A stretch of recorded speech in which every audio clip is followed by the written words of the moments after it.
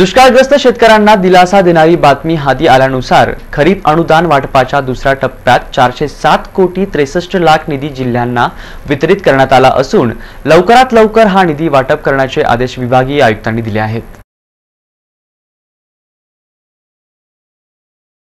दुष्काळी परिस्थितीमुळे खरीप हंगाम वाया गेल्याने शेतकऱ्यांना खरीपाचे अनुदान देण्याचा निर्णय राज्य सरकारने घेतला आहे।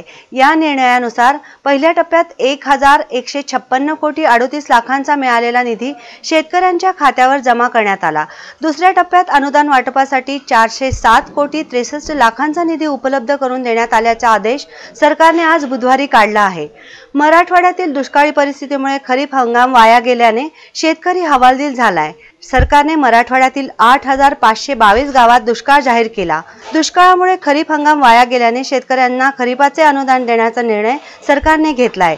या निर्णयानुसार मराठवाड्यातील 8ही जिल्ह्यातील शेतकऱ्यांना अनुदान वाटपासाठी 2069 कोटी 27 लाखांचा निधी लागणार असून त्यापैकी पहिल्या टप्प्यात 1156.38 लाखांचा निधी उपलब्ध करून देण्यात आला आहे। या अनुदानाचे वाटप शेतकऱ्यांच्या बँक खात्यावर करण्यात आले। उर्वरित 913 कोटींचे अनुदान उपलब्ध करून देण्याचा प्रस्ताव विभागीय आयुक्त कार्यालयाने सरकारकडे सादर केला होता। त्यानुसार दुसऱ्या टप्प्यात 913 कोटींपैकी 407 कोटी 63 लाखांचा निधी अनुदान वाटपासाठी उपलब्ध करून देण्यात आला आहे। हा निधी जिल्ह्यांना वितरित करण्यात आला असून जिल्हा प्रशासनाने नियोजन करून तालुक्यांना निधीचे वाटप करण्याचे आदेश विभागीय आयुक्तांनी दिले आहेत।